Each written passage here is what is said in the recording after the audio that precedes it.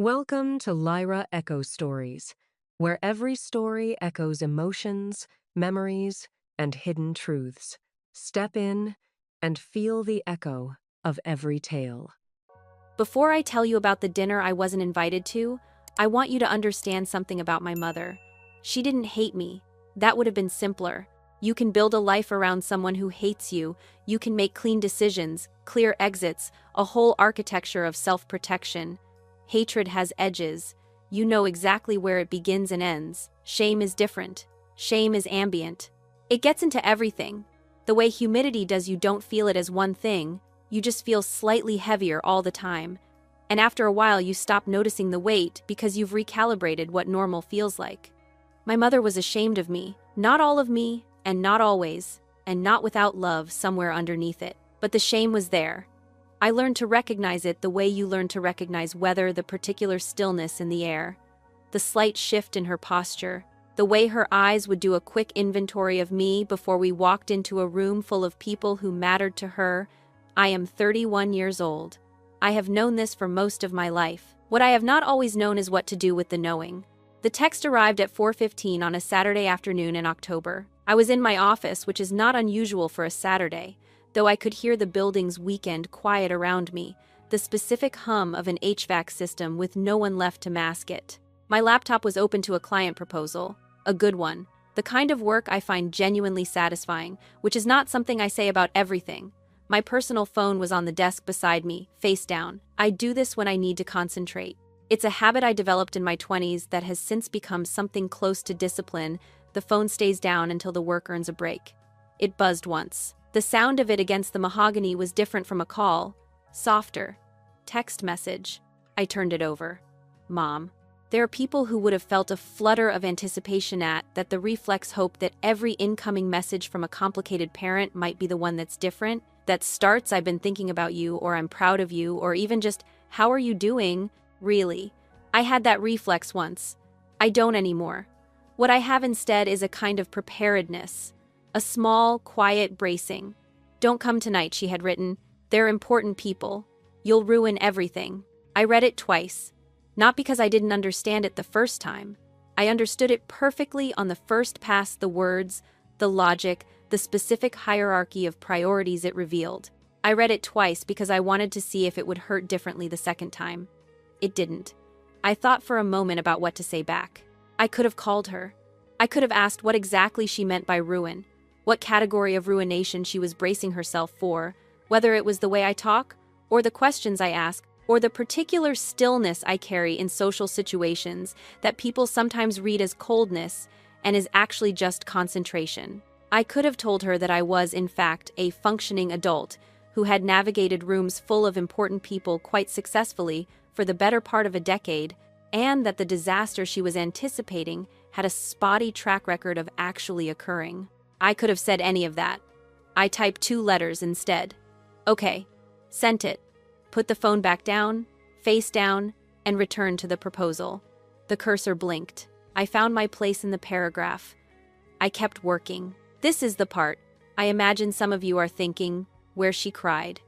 I didn't cry. I want to be honest with you about that, not because I need you to think I'm stronger than I am, but because the truth is more complicated than tears, and I'd rather give you the complicated version. What I did was finish the paragraph I was on, then the next one, and then I packed my laptop into its case and turned off the office lights, one by one, and rode the elevator down to the parking garage, and I sat in my car for approximately 45 seconds before starting the engine. 45 seconds. That was the whole of what I allowed it. Then I backed out of the space and drove north on Fayetteville Street, toward home. It was a clear evening. October in Raleigh has a particular quality of light, slanted, gold, the kind that makes everything look slightly more deliberate than it is, as if the city has been lit for something. The dogwoods along the median had gone red early this year. I drive the same route every day. It takes 11 minutes without traffic and 17 with it. That evening it took 14, which is neither here nor there, except that I know the number because I counted the lights. I do that sometimes when my mind needs something small and finite to hold on to. My mother had been engaged to Dale Calloway for 7 months. I had not met him. I knew his first name because she'd mentioned it twice, once in passing, once in a voicemail she left in August that I'd listened to 4 days after she'd sent it. I knew he was retired military, that he had a son from a previous marriage, and that he lived somewhere in Chapel Hill. I knew that tonight was the first time she was introducing him to important people her word, a category that had never, in my experience, included me. The drive continued. The light changed. I thought about the proposal I'd be returning to after dinner. There was a structural issue in Section 3 that I'd been circling for 2 days, and I had an idea now about how to fix it. My work phone buzzed in the cup holder. An email, the preview showing only a name and a subject line. R. Calloway, VP Operations Q3 Variance Report attached. I made a note to review it in the morning and set the phone back down. I made pasta that night. Garlic and olive oil, nothing complicated. I ate it on the couch and watched something I don't remember now and went to bed at 10:45, which is when I usually go to bed. The dinner started at 7:30. By 8:25, someone's phone was going to ring, and what happened next had nothing to do with anything I planned, and everything to do with everything I had built, but I didn't know that yet. My apartment is on the 14th floor of a building that went up 6 years ago, when downtown Raleigh was still deciding what it wanted to be. I chose it for the windows. Floor to ceiling on the east wall, the kind that make the light feel like a decision instead of an accident. On clear October evenings, the whole city goes amber at exactly the right angle, and the buildings across the way hold the color for about 20 minutes before the sky changes its mind and lets the dark in. I didn't look at the light that evening. I was in the kitchen with the overhead on, mincing garlic. There is something about garlic hitting olive oil in a hot pan that I find genuinely calming. The sound more than the smell, the immediate sizzle and the way it demands attention without requiring thought. I turned the heat down slightly, added a pinch of red pepper flake. Waited. The kitchen is small enough that the warmth from the stove reaches the counter in under a minute, and I had my sleeves pushed up and my jacket over the back of a chair, and the whole evening had the feel of something manageable. Small. Mine. My work phone was on the counter beside the cutting board. An email from Robert Calloway had come in while I was driving. The subject line said Q3 Variance Report, attached, and I had read it, made a mental note to address it Monday morning, and set the phone back down without opening the attachment. My personal phone was in my jacket pocket. It would stay there. I hadn't told my mother about the company, not the name of it, not the size of it, or the client list, or the scope of what it had taken to build the years of 70-hour weeks, the 2 rounds of credit card debt that preceded the funding, the 6 months I spent wondering every Sunday night whether I had made a catastrophic error in judgment. She knew I worked in consulting. I had said those words once, several years ago, and she had nodded in the particular way of someone filing information they don't expect to need again, and I had not gone back to correct the picture. I told myself, when I thought about it, that this was because she wouldn't understand what management consulting actually meant, which is true in the limited sense that most people don't. It is a phrase that explains nothing while sounding like it explains everything, a description that closes down questions rather than opening them. But if I'm being precise about it, and I tend to be, that explanation is incomplete. The fuller version, I didn't want to hand her something real and watch her decide whether it was enough. The pasta water came to a boil. I dropped the linguine in and set the timer for 9 minutes and leaned against the counter with my arms crossed, not thinking about anything in particular, which is its own kind of rest. The smell of the garlic, or the steam coming off the pot, or the particular warmth of the kitchen at that hour, I don't know which of those things opened the door. But I was standing there and then I wasn't, not entirely. Part of me slipped back. 17 years, 40 miles south, the back seat of my mother's car. I was 14. She had taken me to a dinner party at the Hendersons' house. Her boyfriend at the time had a business connection there, and this was one of those evenings where the right people and the right impression mattered in ways I was only beginning to understand. She had told me twice before we left to wear something understated. I wore the dress I loved most, blue with a lace trim along the hem, chosen with the specific confidence of a 14-year-old who had not yet learned to dress for other people's comfort. I talked to people at the party. That's what I do. I found a woman named Carol with strong views on the county school board, and I asked her to explain them, which she did for 11 minutes while I listened with genuine interest. I spoke to a man just back from Lisbon who was visibly surprised I knew anything about Lisbon, and I knew a few things because I had read. There was a girl my age reading the same novel I had at home on my nightstand, and we argued about the ending productively. I thought, the kind of argument where both people leave with something? I walked away from that conversation feeling like something real had occurred. On the drive home, my mother didn't speak for 20 minutes. I watched the streetlights pass the window in their steady rhythm and waited. I was still half thinking about the book argument, working out a point I wished I'd made more cleanly. Then she said, "Why do you always have to do that?" I asked what she meant. "Talk like that," she said. "Act like that." They were looking at us, Claire. The whole room. I went back through the evening the way you audit a column of numbers, when someone tells you the total is wrong methodically, looking for the error. I had been polite. I had asked questions more than I had held the floor. I had not embarrassed anyone that I could identify. The error was not locatable. I didn't know I was doing anything wrong, I said. She didn't answer. The car moved through the dark. The streetlights kept coming and going. That silence was the real verdict. Not anything she said, the silence. She had a name for what I'd done, something specific enough to produce those words in that order, but she chose not to say it aloud, which meant I couldn't argue against it, which meant I had no way to fix what I still don't know I broke. I put the dress in the back of my closet that night. Sometime the following year, I gave it to Goodwill. I don't remember making a decision about it. I just remember that one day it was gone and I realized I hadn't looked for it. The timer went off.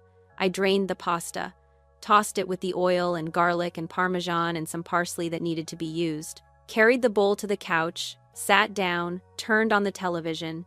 Something played, one of those programs where people make decisions and the consequences resolve in under an hour. I found it restful. I ate. I rinsed the bowl and left it in the sink. At some point, I pulled my work phone off the counter and skimmed the rest of my inbox. Nothing urgent. A calendar reminder. A note from a junior consultant.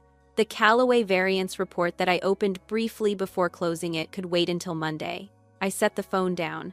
The city outside my windows had gone fully dark in the ordinary way, the skyline lit in the uneven way of a place still figuring itself out, construction cranes blinking red, the interstate running a slow line of headlights south. 40 miles from where I was sitting, my mother was at a restaurant called Heron's, which I knew of but had never been to, having dinner with a man named Dale Calloway and his parents, in an evening she had planned carefully enough to leave me out of entirely. She was right that I wasn't there.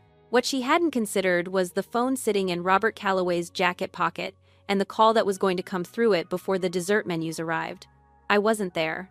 I want to be clear about that before I tell you what happened, because the version I'm giving you is reconstructed assembled afterward from two separate conversations, a few details my mother eventually provided without meaning to, and a reasonable knowledge of how she behaves when she has decided that an evening matters. What I know for certain is this. The restaurant was Heron's at the Umstead, which is in Cary, about 20 minutes from downtown. It's the kind of place where the parking attendant greets you by your reservation name and the menu changes with the season. My mother had chosen it, which told me something about how much she wanted this to go well. She doesn't spend money on restaurants unless the occasion justifies the expense. This occasion apparently did. She arrived at 7:20, 10 minutes early. I know this because arriving early to a dinner you've arranged is how you establish that you're the person who sets the tone for the evening. And my mother has always understood that instinctively, the way some people understand weather or music, not through analysis, but through a long history of needing to. She would have checked the table, straightened something, a candle, a fork, a water glass that didn't need straightening. She would have ordered water and declined a cocktail because she doesn't drink before the guests arrive. She would have looked at the door each time it opened. Dale Calloway came in at 7:26, with his parents just behind him. Robert and Beverly. Robert was 61, a compact, deliberate man with the posture of someone who had spent decades in rooms where posture mattered. Beverly was a few years younger and moved through the restaurant with the ease of someone who has been to enough of these places that they no longer impress her. Dale, I would meet him by phone later, and form a sense of him from that was her son in mannerism, if not in face.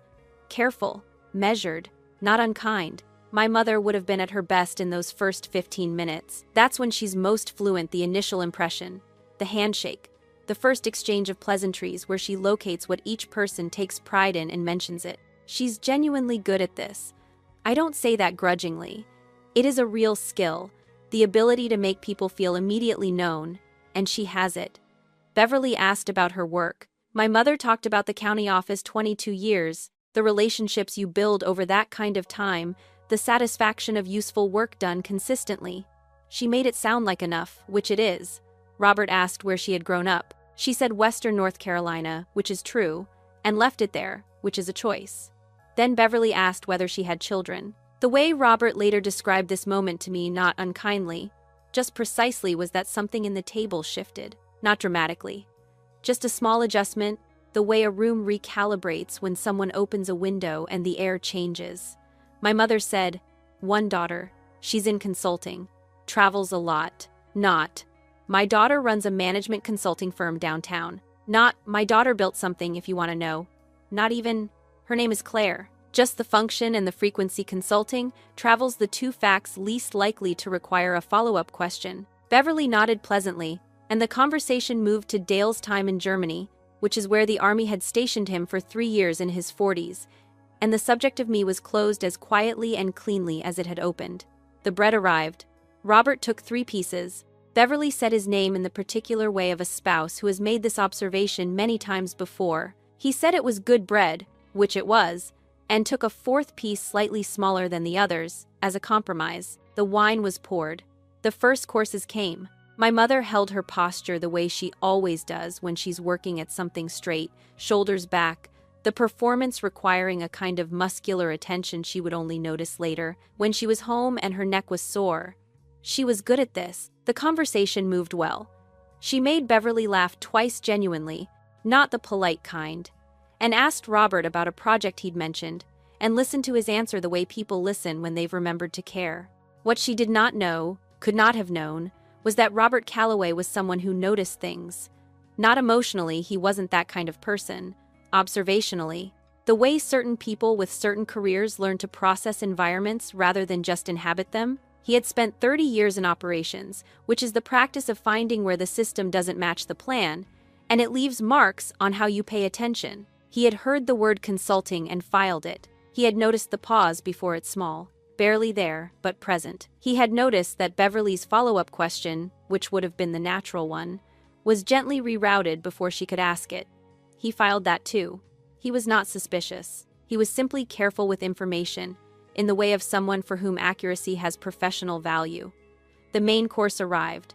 Shrimp and something seasonal, according to Dale. The conversation had settled into the comfortable middle of a dinner that is going as planned, not electric, not strained, just good enough to justify the reservation. My mother reached for her wine and permitted herself something close to relief. 40 minutes in, the shrimp was being cleared. Someone was considering the dessert menu. Robert's phone, which was on the table beside his water glass, lit up. The screen showed an unfamiliar number, local area code, but not stored in his contacts. A work number, he would tell me later. He could tell by the way it rang. His personal phone had a different tone. He excused himself, folded his napkin, pushed back his chair with the unhurried movement of a man who does not treat minor interruptions as emergencies. My mother watched him go with the mild irritation of someone who has choreographed an evening and would prefer all the dancers to stay on their marks. She picked up her wine, turned back to Beverly, started a sentence about something, a garden, a renovation. I don't know. 3 minutes passed. Robert came back through the restaurant, the way people come back when they have received information that hasn't finished arriving yet, present in body, somewhere else in the processing of it. He sat down, set his phone face down on the table beside the water glass, rested his hands flat on the white cloth. He looked at my mother. He asked her a question that required only 3 words and my name. The parking lot outside Heron's is lit the way upscale restaurants light their parking lots, enough to see clearly, not enough to feel exposed. Landscape lighting along the hedges, a few coach lanterns at the entrance. Robert stood about 30 feet from the front door, his phone to his ear, and the October air had enough of a chill that he could see his breath in the light if he looked for it. He wasn't looking for it, he was listening. The number on his screen was the main line for Meridian Consulting, a number he knew, had called himself, had given to clients when they needed a direct channel. It was not a number that typically rang his personal cell. It rang the front desk, or the department extensions, or the on-call line he shared with 2 other VPs when there was something that couldn't wait until Monday. That it had found his personal number on a Saturday evening meant someone had gone looking for it specifically, he answered. A woman's voice, professional, unhurried. She was calling on behalf of Miss Weston regarding the Goldman timeline, and she apologized for the weekend intrusion, and she would keep it brief. Robert said that was fine. He said he'd have the updated numbers to her by 7 a.m. Monday. Then he asked, as naturally as he could manage given the thing that had started happening in his chest, a kind of still, careful alertness. Like a system running a diagnostic, he asked whether Miss Weston's first name was Claire, a pause on the other end, small but present. Yes, the woman said. Claire Weston. Is everything all right? Robert said everything was fine. He thanked her. He ended the call. He stood in the parking lot for 2 minutes and did not move, which is not a thing Robert Calloway does. He is a man who moves through space with intention, deliberate, efficient, without excess. 2 minutes of standing still in a parking lot with his phone in his hand was, for him, the equivalent of another man sitting down on the curb and putting his head between his knees. He was thinking about a name. He was thinking about the fact that Sandra Weston Pierce, who was sitting inside at a table he had agreed to attend as a gesture of goodwill toward his son, shared a last name with his CEO. He was thinking about the word consulting and the slight pause before it and Beverly's follow-up question that had been rerouted before she could finish asking it. He was thinking about 42 employees and a woman he had worked for and respected, and whose last name he had never once thought to connect to anyone in his personal life, because why would he? He was thinking about the fact that he had been at this dinner for 40 minutes and no one had mentioned any of this. He went back inside. He walked through the restaurant the way people walk when they are maintaining composure as a deliberate act, measured steps, a neutral face, the particular discipline of someone who learned a long time ago that you do not let a room know what you're carrying until you've decided what to do with it. He reached the table. He sat down. He set his phone face down on the white cloth beside his water glass and rested both hands flat on the table and looked at my mother. Sandra, he said, your daughter's name is Claire? My mother said yes. Claire Weston? She said that's right. And something in her face shifted, not alarm yet, just the first sensing of a change in air pressure, the way animals go quiet before weather arrives. She works in management consulting? Yes, my mother said. Why? Robert's hand stayed flat on the table. When he spoke, his voice was the same volume it had been all evening. He did not perform this. That was the thing about Robert, that I understood later. He was not built for performance. He was built for accuracy. She's my boss, he said. She runs the company I work for. I've worked for her for 3 years. The fork in my mother's hand touched the plate, not dropped, touched, with a small sound, like a punctuation mark at the end of a sentence no one had intended to write. Beverly looked at Robert. Dale looked at my mother. My mother looked at Robert. And for a moment, the expression on her face was one I recognized from the handful of times I've managed to truly surprise her, not the social version of surprise, the performed one, but the real kind, where the processing happens visibly because there's no time to hide it. It is an expression that makes her look younger. It does not last long. That's not possible, she said, not unkindly, just as a statement about reality, the way you'd say it to a map that appears to show you somewhere you can't be. I'm afraid it is, Robert said. A silence moved through the table. Not the comfortable kind, the kind that has volume, that fills the space between people and makes everyone acutely aware of the specific chair they are sitting in. My mother is very good at recovering. I have watched her recover from bad moments in public for most of my life, the small recalibrations, the pivot to a new subject, the smile that arrives half a beat after it should but arrives nonetheless. She tried. She said something about what a small world. And isn't that funny? And she may even have laughed the version of a laugh that is mostly breath. Beverly smiled, the careful smile of a woman who is watching a situation and has not yet decided what she thinks of it. Dale said nothing. He was looking at the tablecloth in the particular way of someone who has just added a piece of information to a set and is quietly revising his conclusions about the whole. Robert picked up his water glass, drank, set it down. The evening continued in the way of things that continue, because no one has yet decided how to stop them. Dessert menus appeared. A waiter came and went, and my mother steered the conversation with everything she had, which is considerable, and the table let her, which is its own kind of answer. I don't know what my mother was thinking in those minutes. I know what she did, which was what she always does. She managed. She held the surface of the evening together with both hands, and she smiled, and she spoke, and she got through it. That is not a small thing. I want to be fair about that. It is not a small thing to manage a situation in real time when something large and irreversible has just occurred, and she did it. But something had shifted at that table that no amount of managing was going to unshift. 40 miles north, on my couch, my personal phone lit up. I had retrieved it from my jacket pocket at some point, I don't remember exactly when, and left it on the cushion beside me. The screen showed my mother's name. I looked at it. The program on the television made a sound. Someone had made a decision, and the consequences were unfolding, as they do. My phone rang twice more, then stopped. I set it face down on the cushion, the way I set things when I am not yet ready to know what they contain. Then the text started. The first text arrived at 8:32. I know the timestamp because I looked at it later, when I was reconstructing the evening in the way I reconstruct things systematically, with attention to sequence. At the time, I heard the buzz, and I looked at the screen and I saw my mother's name, and I put the phone back down. I had some vague idea that I would deal with it in a moment. After whatever was happening on the television resolved itself, the program had moved into its final act. Someone was going to make a decision. The second text arrived 40 seconds after the first. The third came 2 minutes after that. By the fourth, I understood that this was not going to pause for the program. I picked up the phone.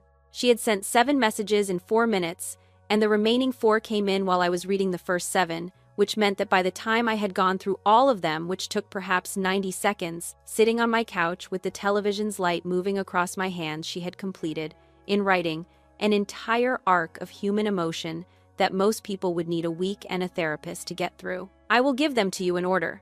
Why didn't you ever tell me? This is your fault for not being clearer about your work. You did this on purpose, didn't you? I am so embarrassed I could die. Robert is being very understanding, actually. Dale is quiet, but he'll come around. I always knew you would be successful. I just didn't know how successful. I tell people about you all the time. Can you please call me back? This is a family emergency. Fine, don't call. Is Robert Calloway single? Asking for a friend? I read the last one 3 times. Once to confirm I had understood it correctly. Once because I hadn't. Once because I had. My mother, in the span of 8 minutes, had moved from accusation to blame to conspiracy to catastrophe to damage control to revisionist pride to social networking. She had covered more emotional ground in a single text thread than most people manage in a calendar year. And she had genuinely ended with what I can only assume she believed was a light touch by asking whether the 61-year-old father of her now former fiancé was available for a date. I set the phone down on the cushion beside me. The program on the television had resolved itself. Someone had made the decision and the consequences had arrived, and the music indicated that this was the appropriate emotional response to have. I turned the television off. The apartment went quiet in the specific way. Apartments go quiet after a television has been on, not silence exactly, but the sudden awareness of all the small sounds that were there all along. The hum of the refrigerator, a car passing 17 stories down, the ventilation system doing what it does. I did not respond to any of the texts, not because I was planning something, and not as a strategy. I simply did not have anything to say that would have been useful or true, and I have a long-standing policy against saying things that are neither. She called twice more before midnight. I watched the phone light up and go dark, and light up and go dark, and each time I thought about picking it up and each time I didn't, and at some point I realized the thought and the decision were happening so close together that they were almost the same thing. I turned off the lamp on the side table. The room went dark except for the skyline through the east windows, the city's particular version of dark, which is not very dark at all, orange and amber, and the blinking red of the cranes. I lay back on the couch. The phone was on my chest, face up, and I could feel each time it stopped buzzing the specific absence of it, the way you notice silence more than sound. Around 11:15, I picked it up to check the time and the screen lit. And for a moment before it showed me anything, I was just looking at my own face in the black mirror of it.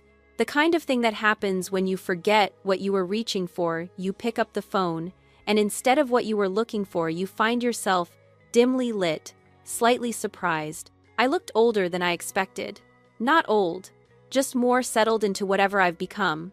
the way a landscape looks different in low light than it does in the afternoon. There were things in my face I recognized, and things I had stopped noticing because you stop noticing your own face when you see it every day. I held the phone and looked at it for longer than I meant to. There is a question I carry around. Most people have a question about themselves that they've gotten so used to not answering that they stop recognizing it as a question and start experiencing it as weather, as a condition of being alive. Mine is, who are you being right now, Claire? Not who are you. I know who I am with reasonable confidence and have for some time. But who I am and who I am being are occasionally different things. And the gap between them, when I notice it, is where most of my real work happens. I was being someone who had received 11 texts from her mother and had not responded to a single one. I was being someone who had let the phone ring and go dark twice and had not moved. I was being someone who was lying in her own apartment on a Saturday night, looking at her own face in the dark, and not feeling what she expected to feel, which was satisfaction or relief or the clean, bright clarity of an outcome that had resolved correctly. What I felt was something harder to name than any of those things. Something with the texture of an old scar, not painful, not gone, just permanently there, slightly different from the skin around it. I put the phone face down on the cushion. I did not answer either question that night, the one about who I was being, or the quieter one underneath it, about whether any of this was going to matter in a year. I filed them both in the place where I file things I'm not ready to address, which is organized if not resolved, and I went to bed at 12:47, which is later than I usually go to bed. I slept without difficulty. That, too, is something I do not feel entirely good about. Monday morning, I drove to the office and found out that Diane had been the one to make the call. Diane Chen has worked with me for 4 years. She arrived at Meridian 8 months after I founded it, in response to a job posting I had written at 2 in the morning, and which apparently read, according to her at the interview, like it had been written by someone who needed help but was not entirely comfortable asking for it. She said this was the reason she applied. I hired her the same week. She is not a person who dramatizes things. This is one of her most useful qualities, and also, occasionally, a source of difficulty, because it means that when she tells you something significant, she tells it to you in exactly the same tone she uses for everything else, and you have to calibrate the significance yourself. Monday morning, I came in at 7:40. She was already at her desk. The coffee was made. I poured a cup and went to my office and reviewed the Goldman deck for 20 minutes, and then I came back out. "Diane," I said, "did you call Robert Calloway on Saturday night?" She looked up from her monitor. "The Goldman timeline." "Yes. Is something wrong?" I told her what had happened. She listened without interrupting, which is another of her qualities I value. When I finished, she was quiet for a moment, and then she said, "So his son is your mother's fiancé?" "Was," I said. "Probably." She nodded. She looked at her monitor. She looked back at me. "I thought you said his name was Gerald." "I never said Gerald. I've been picturing Gerald since Saturday night. I had a whole sense of him. There is no Gerald. There's a Gerald in logistics. That Gerald is not relevant to this situation. Gerald in logistics complains about the coffee."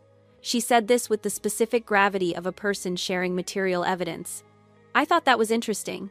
Given the connection, I looked at her for a moment. "I'll buy Gerald better coffee," I said.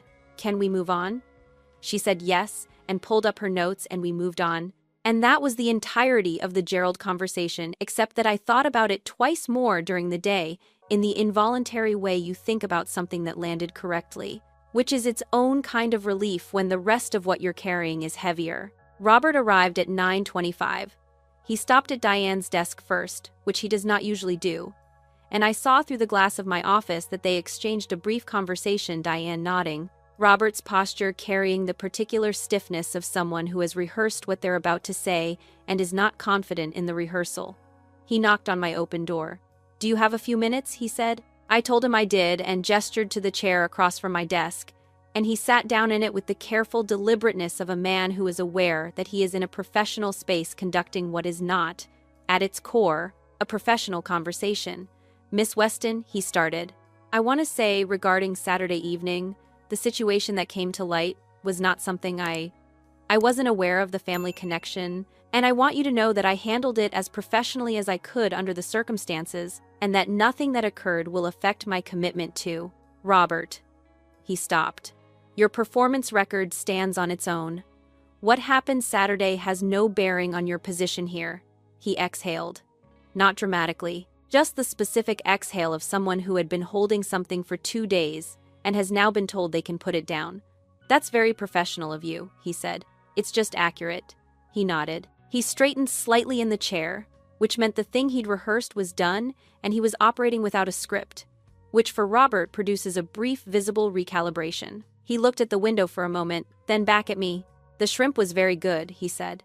At Heron's, if that's of any use. I've heard good things about it, I said. He stood up.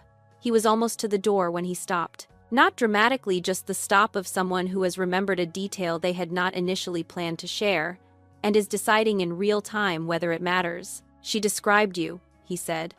When Beverly asked if she had children, I don't know if you want to know this, I told him he could tell me. She said, 1 daughter, she's in consulting, travels a lot. He said it neutrally, in the tone of a man quoting a source precisely. Beverly was going to ask a follow-up. The subject changed before she could. I looked at him. Thank you, Robert, I said. Close the door on your way out. He did. I sat at my desk for a moment with my coffee, and I did not do anything in particular. The city was audible through the glass in the muted way of a Monday the lower frequencies, the background hum of a week beginning. On my desk there was the Goldman deck and 3 other open files and a yellow legal pad with a list I had started that morning. None of it required my attention in that specific moment. She travels a lot, not what I do, not what I have built, not a name, not a title, not even the name of the city where I do it. Just the movement, the fact of being away, the inconvenience of the absence, as if the most informative thing about me, the thing most worth passing on to a table full of strangers, was that I was frequently somewhere else. I wrote 2 sentences on the legal pad, then I moved on, which is what I do. At 11:15, an unfamiliar number called my cell. I answered because I answer unfamiliar numbers, you never know which one matters. It was Dale. His voice was the voice I had assembled from everything Robert and other people would eventually tell me, measured, deliberate, the particular cadence of someone who has learned to think before speaking and has been doing it for long enough that it no longer costs them anything. He introduced himself. He said he hoped I didn't mind the call. I said I didn't. He said he was trying to understand some things, and that he was not calling to cause difficulty, and that nothing that had happened was something he held against me. I said I appreciated that. I'm trying to understand why your mother wouldn't have wanted you at the dinner, he said. I considered how much of the truth to give him. Then I decided that the truth was the only currency that was going to be worth anything in this conversation. She texted me Saturday afternoon, I said. She told me not to come, that I'd embarrass her. A silence on his end. Not a processing silence, a deciding one. I've learned to tell the difference. She didn't tell me she'd done that, he said. I didn't expect her to. He thanked me for my time. He said he hoped things would work out, which is what people say when they have already reached a conclusion and are being generous about it. We ended the call. 48 hours later, Dale Calloway ended the engagement. He didn't tell me directly. He didn't owe me that. I heard it from my mother when she finally called, and I finally picked up. She called on a Thursday evening, 4 days after the dinner. I was home when it happened, jacket off, shoes off, the particular state of a weeknight after a long day, where you have not yet decided what to do with the next few hours. My personal phone was on the kitchen counter. When it lit up with her name, I looked at it for 1 full ring. Then I picked it up. She started talking before I finished saying hello. I let her go. This is something I learned years ago, that with my mother, the first several minutes of a difficult conversation are less a dialogue than a release of pressure, and that trying to speak into that initial surge produces nothing useful for either of us. So I leaned against the counter and listened and let her go. She said, how could I not have told her? She said she had been with Dale for 7 months and this was a serious relationship, and I had let her walk into that dinner without any warning. She said she'd been humiliated, which was true. She said this was my fault for not being clearer about my work, which was partly true in a way she didn't mean. She said a few other things that were variations on those things, and her voice had the specific quality it gets when she's crying and trying not to compress, working harder than it should on the ordinary business of making words. I waited until she stopped. What would you have liked me to warn you about, Mom? I said. That Robert? That Robert worked for me? Yes. I've run that company for 4 years. I've been in consulting for 8. I kept my voice even. Not deliberately calm, just even. The way it gets when I'm being precise. You've never once asked me who works for me, or what the company is called, or how many people depend on it. Not once. I knew you did consulting. You told Beverly I travel a lot for work. A silence. Short, but complete. That's how you described me, I said. Not what I do, not what I've built, just that I'm away a lot. I didn't mean, I have 42 employees, Mom. I have a 5-story office on Fayetteville Street. I have a client in Tokyo and a board meeting in February and a keynote at a conference in the spring. I paused, not for effect, because the next part required accuracy. And when someone asked you about your daughter, you said, she travels. I did not raise my voice. I want to be clear about that, because I know how this kind of story is supposed to go, the accumulated grievance, the years of smallness, the moment it all comes out in one overwhelming rush. That is not what happened. What happened was quieter than that and, I think, more final. I lowered my voice, if anything. Each sentence was the same volume as the one before it. I was not trying to wound her. I was trying to be accurate, and accuracy was doing the wounding on its own. I don't know what you wanted me to be, I said. I don't know what version of me you could have brought to that table and not been ashamed of. But I'm starting to think it was never really about me at all. She was crying by then. I could hear it in the fractured way her breathing was moving. The way silence in a phone call has a different texture when the person on the other end is working to hold something back. I know, she said. Not, you're right. Not, I'm sorry. Just those 2 words, with nothing attached to them. I had prepared myself for the conversation I expected, the defense, the counter-accusation, the long-practiced pivot to everything she had sacrificed and everything she had tried and how hard things had been. I had prepared myself for the version of my mother I knew how to argue with. I had not prepared myself for I know, said the way you say something you have known for a long time, and are only now saying out loud for the first time, without performance, without strategy, because you have run out of both. It landed differently than I expected. Not softly, there was nothing soft about any of it. But differently, like something that had been pressing against a wall, finally finding the exact spot where the wall gave way. I'll call you in a few weeks, Mom, I said. She didn't say okay. She didn't say anything. The line was quiet, and I let it be quiet for a moment, and then I hung up. I stood in my kitchen for a little while afterward. The refrigerator hummed. The city was doing its evening thing outside the windows, the specific density of light that falls on a city at 7 p.m. in October, when the sky has gone dark blue and hasn't reached black yet, and everything is slightly more vivid than it will be in another hour. Then I made dinner. That, too, is true. What happened over the following 2 weeks, I was not responsible for in any direct sense. I did not call anyone. I did not send anything. I did not correct or deny or amplify. What happened was that my mother, attempting to explain the situation to the people in her life who needed explaining to, and there were several, because she is a social person, and social people have social obligations, found that there was no version of the story that put her in a position she was comfortable with. She tried 4 different framings. I know this because she told me later, in the way she sometimes tells me things now, without packaging them first. Every framing arrived at the same place. A woman who had texted her daughter not to come to dinner because she'd be an embarrassment, and whose daughter had turned out to be the CEO of her fiancé's father's company. The story had a shape. The shape was not flattering. And once it has a shape, a story in a community like hers moves the way water does. It finds every available channel. By the end of the 2nd week, the county office had heard something. The garden club had heard something more specific. Her church had its own version, which had acquired several details that she assured me were not accurate, and which I did not ask her to identify. I did not correct any of these versions. I want to be honest about that. Not because I was engineering a particular outcome, but because the truth was already in circulation and I had no interest in the work of softening it. That is not something I'm particularly proud of, but it's true, and I'd rather give you the truth than a more flattering account of my own behavior. I felt, when I allowed myself to examine it, complicated.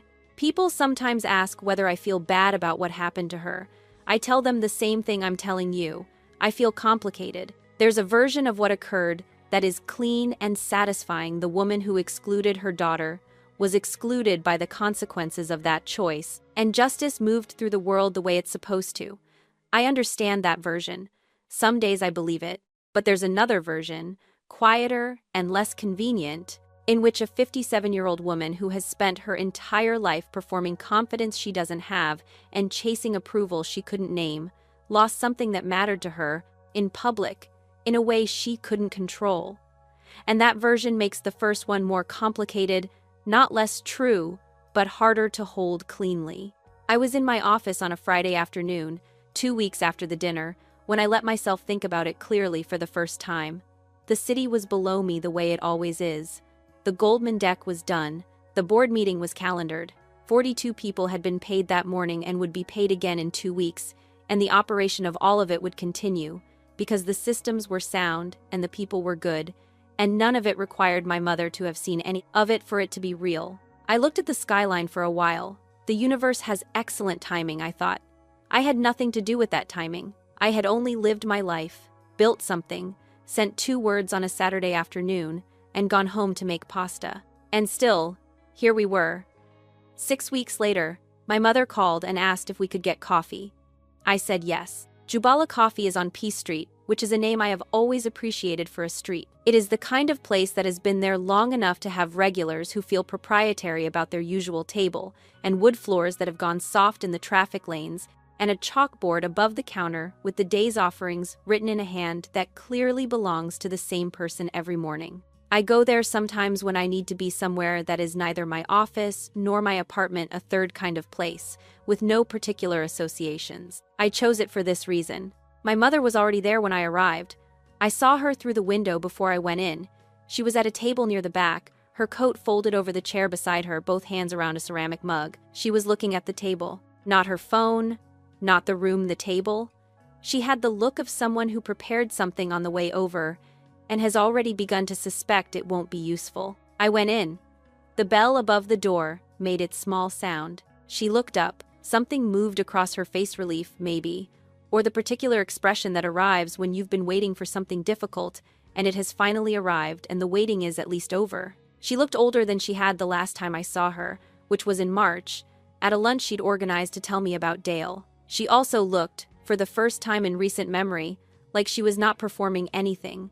That was the difference. She was just sitting there, in a coffee shop on a Saturday morning, looking like a woman who had been carrying something heavy for 6 weeks and had not found a way to set it down. I ordered at the counter. I carried my coffee to the table and sat across from her. She had prepared something. I could tell by the way she straightened slightly when I sat down, a small internal gathering, the first breath before a rehearsed thing. But then she looked at me, and whatever she had prepared didn't come. She just said, "I don't know where to start." "You don't have to start anywhere in particular," I said. She looked at her coffee.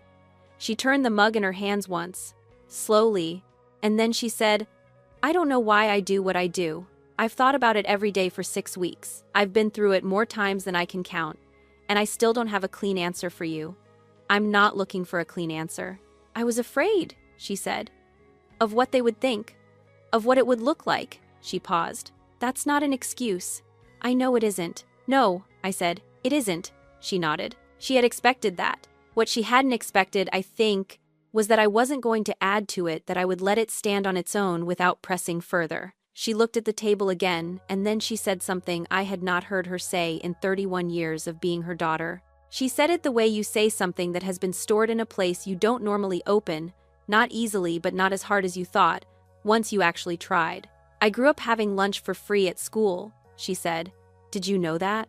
I told her I hadn't known, that she had never told me. "I never told you a lot of things." She was quiet for a moment. My mother cleaned hotel rooms, 6 days a week, sometimes 7. She never complained, not once, not in front of me. But I watched people look through her, like she wasn't there, like she was part of the furniture. She set the mug down. I swore that nobody was ever going to look through me like that, or through anyone with my name. The coffee shop moved around us the way coffee shops move on Saturday mornings, unhurried. A little noisy. A table of women laughing about something near the window. The ordinary machinery of a day that didn't know it was significant to anyone. "I understand that," I said. "I do." She looked at me. "What I don't understand," I said, "is how that becomes. Don't come tonight." She didn't answer right away. I didn't fill the silence. "I know," she said finally. I couldn't separate them. You and where we came from. I couldn't see you without seeing all of it, And I didn't know how to explain that, and so She stopped. I made it smaller instead. I sat with that for a moment. Neither did I said. She looked at me again, uncertain. I never told you about the company. Not because you didn't ask, you didn't. But I also never offered. I kept my voice level, not because I wasn't feeling anything, but because what I was feeling was complicated enough that level was the only register I had for it. I told myself it was because you wouldn't understand, or wouldn't care. But if I'm honest, it was because I didn't want to watch you receive it and find it not enough. So I kept it from you, and I told myself that was your fault, and it wasn't entirely. She was looking at me the way she looked at me sometimes when I was young, the version of her attention that didn't come with assessment attached to it. That was just looking. I had never known what to do with that version. I still don't, entirely. I am, she said. What? Impressed. She said it simply, without preamble. I have been for a long time. I didn't know how to say it in a way that would reach you. And then I stopped trying, which was the wrong thing. I looked at my coffee. I know, I said. We sat with that for a while. The women near the window laughed again about something. The barista called a name I didn't catch. Outside, P Street was doing what P Street does on a Saturday, moving slowly, unhurried. Mostly people walking dogs, or carrying groceries, or going somewhere that didn't require urgency. I think I'd like to try having coffee more often, I said. If you want that. I want that, she said. She didn't cry, neither did I. That was, as far as I could tell, a first. I paid at the counter on the way out. My mother waited for me near the door, and we walked out together and stood for a moment on the sidewalk in the October light. And then she went to her car and I went to mine, and neither of us said anything that needed to be said because we had just said the things that did. My work phone buzzed in my coat pocket before I reached my car. I read the email walking. I answered it in 4 sentences before I got to the door, a client question. Nothing complicated, handled. I got in, started the engine. When I came in Monday morning, Diane was at her desk with the coffee already made. She looked up and said, without any particular ceremony, "How was it?" "Complicated," I said. "Good complicated or bad complicated?" I thought about it. The coffee was good, the day was beginning, 42 people were at their desks or on their way to them. And there was work to do, and the world had not resolved itself into anything clean or simple, and I did not expect it to. "Good, I think," I said. "Give it time." She handed me a coffee. I went to work. There's something in Claire's story that goes beyond the dinner, beyond the phone call, beyond even the satisfaction of watching the truth arrive on its own schedule. It's the thing she admits quietly, almost in passing. She had kept herself hidden from her mother for years, not because her mother didn't deserve to see her, but because she was afraid of what it would look like if she showed her everything she'd built, and her mother still wasn't impressed. That fear, the fear of being truly seen and still found lacking, is one of the most human things there is, and it costs us more than we realize, because when we protect ourselves from being seen, we also protect the people we love from the chance to rise to the occasion. Shame passes down through families the way furniture does quietly, without anyone deciding to keep it. Understanding where someone's cruelty comes from doesn't mean you have to excuse it, but it does change what you build in its place. Have you ever hidden something you were proud of from someone whose approval you'd stopped expecting? And if that person surprised you, if they finally said, "I know," or "I'm sorry," or simply "I see you," would you know how to let that land? The complicated endings, the ones that don't resolve cleanly, are often the ones that change us most.